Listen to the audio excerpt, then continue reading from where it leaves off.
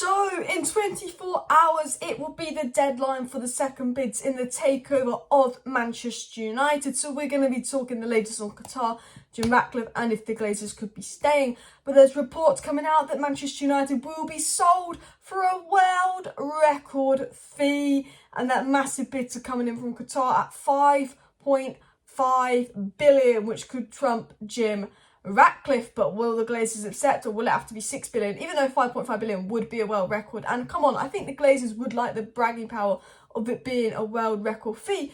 But not only that, we've got news on Manchester United have been in talks with a 50 million euro rated French centre-back Disasi from Monaco, who could potentially be a Harry Maguire replacement, and also reportedly best place to sign Jude, Bellingham and summer. So we're going to start with the takeover news. Then we're going to get into the transfer news. So make sure you hit that like button. Of course, subscribe down below if you're new and share the video. I think obviously with the transfer news, we're linked to a lot of players with an idea of who we want and the positions we want and who we've been talking to. But I do think, again, our chances of getting these players, especially Bellingham, who we'll talk about, very much depends on who the new owners are. So what's come out in regards to the new owners? Will the Glazers stay? Will we get Qatar? Will we get Sir Jim Ratcliffe? Obviously, I think there's a possibility the Glazers stay, and if the bid isn't high enough, there is the chance that the Glazers will stay. They're greedy, Ten Hag's doing well, they've got motivation to stay. But the feeling is that, Sir Jim really wants United, he's desperate for United and could get people involved. He can up his bid and potentially match Qatar's, and also Qatar are determined to get United. Qatari sources are saying the reports that the Glazers are staying is all actually a negotiation tactic. Qatar won't lose out on United. They're desperate to get this done. This is once a lifetime opportunity. Their bid won't be beaten. There's a lot of news that's coming out. But let's get into what the real reliable sources have said that are pretty spot on with their knowledge. It was said by James Ducker of The Telegraph, the deadline for submissions of the second takeover bid is 9 p.m. British Standard Time tomorrow. It's about 24 hours to go, and the sources close to Sheikh Yassim's team said that any revised bid for Manchester United will be informed by the very productive and positive discussions they held over 10 hours with United last Thursday. There's a few stories coming out today saying the Glazers could stay. If they don't get enough, they might stay. The Glazers are reluctant to sell, etc., etc., etc. But the feeling in Qatar was after they had that 10-hour meeting with the Glazers, they're pretty confident the Glazers will sell. Despite rumours that the Glazers are looking to stay, those who've had those meetings with United and the Glazers in Qatar, representatives got the impression from their 10-hour meeting that the Glazers would be willing to sell as long as Qatar offer them the right price, and it's been said that Qatar will offer them the right price. However, I get why people are confused, because one report will say Qatar won't overpay, then another 3 reports will say Qatar will massively overpay, and you get told one story and you get told another story. One week we're getting told the Glazers will stay, the next week we're getting told the Glazers would rather sell. The Rain Group have warned the Glazers to sell, they've told the Glazers to sell. Yesterday it's saying the Glazers are more likely to sell. Qatar got indications that the Glazers want to sell in their meeting. We obviously get told a variety of things, so I think it does make the whole kind of situation confusing. It was also said that Manchester United will be sold for a world record fee if the Glazers accept one of the incoming bids for the club. So Mike Egan saying United will be sold for a world record fee if a bid is accepted. And I think the Glazers will probably like the bragging powers of saying they broke the world record. I think if they get a bid for that world record, surely they accept so they can brag about it. You know what their business like, they're egotistical men. And obviously Qatar's bid is gonna smash out the world record. So I think they'd be crazy to not accept Qatar's bid from what we're hearing. And I'm gonna dive into that. It was said officials are confident that offers to Manchester United of more than $5 billion will be forthcoming ahead of Wednesday's deadline, which would eclipse the $4.65 billion paid for NFL Denver's Broncos. So basically, £4 billion would be like all you need to smash the record. And we're hearing that basically the bids that are coming in are all going to be excess of £5 billion. So my thought process is the Glazers are greedy. The Glazers would love the bragging power of breaking the world record. Qatar's bid, one source is saying it's going to be 5 billion, one source is saying it's going to be 5.5 billion, Qatari source is saying it's going to be 5.5 billion. Even though the Glazers want 6 billion, it was said that the Glazers would probably be willing to negotiate something between 5 and 6 billion with Qatar.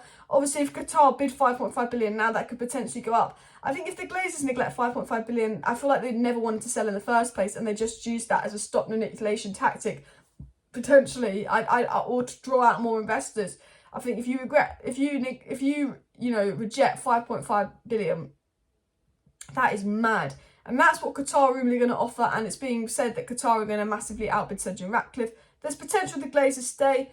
There's potential, obviously, Jim Ratcliffe gets some people behind him and actually can match Qatar's bid. And there's potential Qatar will be new owners. And I think it will become clearer in the coming days. Continuing on, it was also said the sources close to Sheikh Jassim's bid for Manchester United believe it's competitive, with officials remaining very confident it will be successful. So people close to Sheikh Jassim, people close to the Qatar people say they believe that Sheikh Jassim's, will have competition. It will be a competitive process. There will be other strong people there. We know Sergeant Ratcliffe is willing to go quite high. We know there's chances that the Glazers could stay with minority investment. But despite the competition, those sources in Qatar are saying they still believe that, Qatar will be successful. They still believe Qatar will win. And they continued this up by saying as well, Manchester United staff have been told to expect clarity on the club's ownership situation by the end of the season. So obviously we know that's going to move quick. That didn't link in. Continue on from that. People in Qatar think that they will be successful. But continuing on from that, we will find out soon, what I meant to say. Because obviously, apparently people at the club are going to find what the club's ownership situation is like very, very soon by the end of the season. So we'll know who the new owners are by the end of the season, probably in the next month. The goal is to have it sorted by Easter. And it was said that Manchester United are expecting 6 bids before the next deadline, which would be a mix of takeover and partial investments. So 6 bids, Mike Egan's saying. And he is a reliable source. He knows a lot. And 6 bids is absolute madness. So although we're hearing Qatar, Jim and Elliott Group, there could be another bid in that's more than Qatar. There could be someone that we've not been linked to before, probably American investors, Glazers 2.0s, that could potentially buy United. Continuing up from that, it said those involved in the running for Manchester United believe another round of bids may be invited before the buyer is chosen, with Easter viewed as decision time. A further period of negotiation would take place. So they're basically saying that it's meant to be 1 bid, 2 bid. They check someone to go into a final phase and it's done. United might even do a 3rd round of bidding, probably because the Glazers know that could drive up the price, and we know the Glazers are greedy and want to drive up the price. But it's likely to go to a 3rd round of bidding, but still be sorted around Easter time. It was meant to be sorted sort of nowish, but they kind of pushed it back a month to Easter time because they probably want to get as much money as possible. Continuing up, it was said by the Mirror that Sheikh Jassim's is set up his Manchester United bid to £5.5 billion in a bid to blow rival Sir Jim out the race. Now, this was come from the Mirror, but this has come from Disco Mirror, which is a good source of the Mirror, saying that Sheikh Jassim's bid would be £5.5 billion and would blow Jim Ratcliffe out of the race. So the reports are that Qatar's bid will be the highest. And it was also said, while Sir Jim Ratcliffe's second bid will be higher than the initial one, it's said to be less than Sheikh Jassim's. So although Sir Jim Ratcliffe's going to put in a big bid, it's said that Sheikh Jassim's bid will be the highest and blow Sir Jim Ratcliffe out of the water. And what we know about the Glazers is they like the money and they're likely to sell to whoever gives them the highest bid. Going into the transfer news, guys, because I will address more takeover news in the morning. That's everything we've been told so far. I think we have to wait and see what happens. I still think Qatar are favourites. We have to see what happens.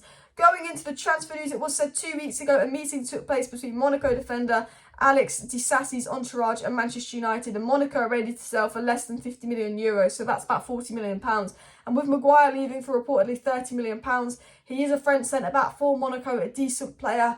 I think he's a player that suits the way that Ten Hag wants to play. I've not watched loads of them. I don't watch loads of Monaco play. But I think he's a decent replacement. I mean, I'd love Kim Min-jae. I think I'd love Dewey and Timber. But I think United will sign a centre-back with Maguire going. I think we'll sign a midfielder. I think we'll sign a striker, potentially sign a goalkeeper. And it said that, Disasi is someone that United are looking at. Could be around the £40 million mark. United have actually had meetings with Monaco about this guy. So United definitely look into this guy. And I think it will depend on who we sell in the summer and who the owners are and how much money we have available. It was also spoken about Jude Bellingham, and it was said regarding Jude Bellingham that Manchester United are confident they can sign Jude Bellingham this summer ahead of rivals Liverpool and Man City. Now, this comes the day after news came out by David Ornstein yesterday saying that Liverpool are very unlikely to sign Jude Bellingham this summer. They don't have the money.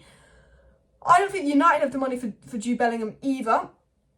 Because even though if we do get Qatar, I still think, we need to spend 100 million on a striker, and we still need, a lot of money elsewhere. I think that, we're not in a position where it's a midfielder that we really need more than anything and no one else. I think because we need a big striker, because you could argue we need a goalkeeper, 2 midfielders, we're in that position where I don't know if we can afford to spend all that money on Bellingham. 150 million is crazy, but if we do get top 4, if we do make a lot of money through sales, if we do get Qatar, and with Ten Hag obviously wanting Jude Bellingham, it's definitely possible. I do think Man City and Real Madrid are the favourites because I think they'll be more focused on one star like Bellingham, whereas I think United needs a bunch of positions addressed. But I do think that we could beat our Liverpool form, especially if we get top 4 and Qatari owners. But I think our chances of Jude Bellingham is all on top 4. And if I'd be honest, I wouldn't be surprised if he stayed at Dortmund one more season just with the price tag probably being quite unobtainable for a lot of people. Look, I'd love Jude Bellingham. I think he'd be fantastic. But I think if you get Jude Bellingham, can you get that striker that centre-back, that right-back, that goalkeeper you want as well, and potentially another midfielder. I mean, you never know. Todd Bowie can do a madness, so maybe Qatar can.